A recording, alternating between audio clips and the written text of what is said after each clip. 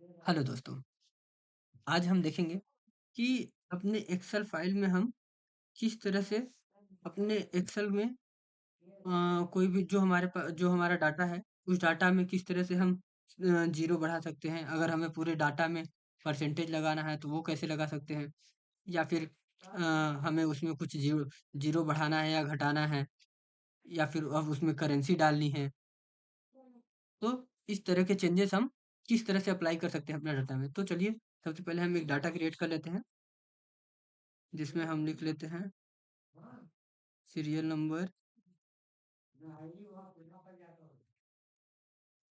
Serial number, name, date,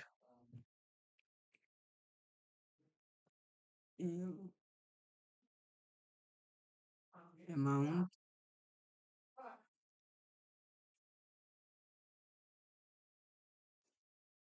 ठीक है, और डिस्काउंट, ठीक। तो ये हमने डाटा बना लिया। अब इसमें हम डाटा डाल लेते हैं, थोड़ा कर देते हैं, थोड़ा बड़ा कर देते हैं, थोड़ी फॉर्मेटिंग कर देते हैं, अच्छी दिखेगी ये।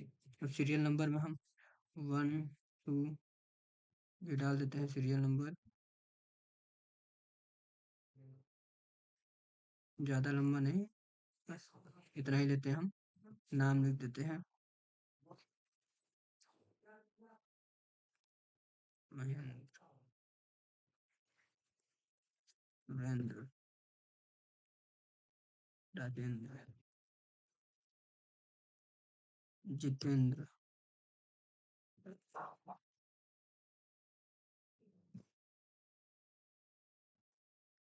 जितेंद्र,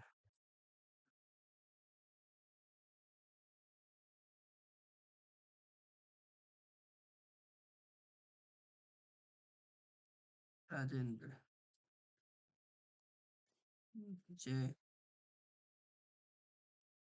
सुरेश, महेश।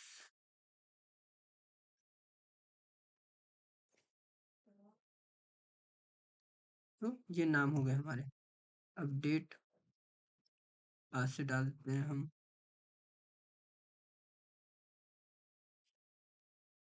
11/11/2024, 12/11/2024। इस तरह से हम इसको ट्रैक कर देते हैं।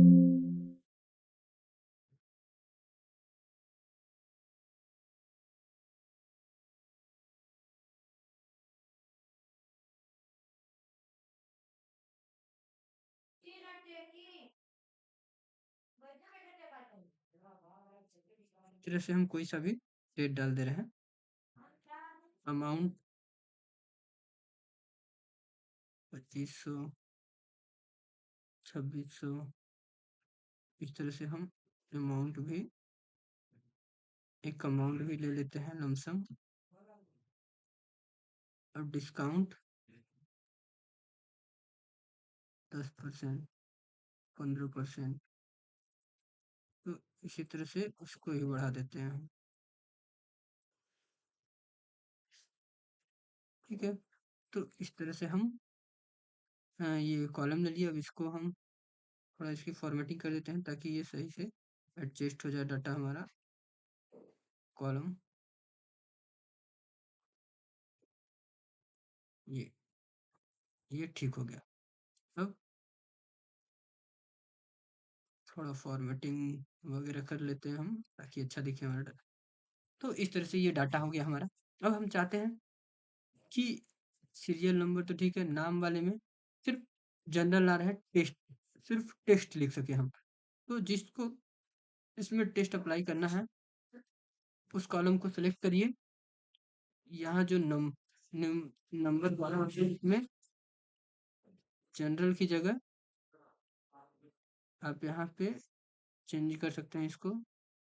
सॉरी, यहाँ पे क्लिक करिए, यहाँ पे नंबर्स का ये खुल जाएगा, यहाँ पे आप पेस्ट अप्लाई कर दीजिए। तो अब यहाँ इस कॉलम में जितने भी आएँगे, वो सिर्फ़ आपके टेस्ट वाले कॉलम हैं। अब यहाँ डेट है, तो फिर से आप यहाँ पे क्लिक करिए, यहाँ से आप डेट सेलेक्ट कर लीजिए। तो यहाँ पे डेट फॉर्मेट आ जाएगा। अब इसमें जो भी दिखेंगे तो सिर्फ़ डेट लेगा ये, ठीक है? कोई भी कैरेक्टर होता है, ये लेगा, ठीक है? तो ये डेट डेट का हो गया। अब ये अमाउंट का है, यहाँ पे जनरल है, तो हम इसको अमाउंट कर देते हैं। अकाउंटिंग अमाउंट हमेशा करेंसी में करेंसी ले लेते हैं। रुपीज़ लेना चाहे तो रुपीज़ ले सकते हैं। ठीक है?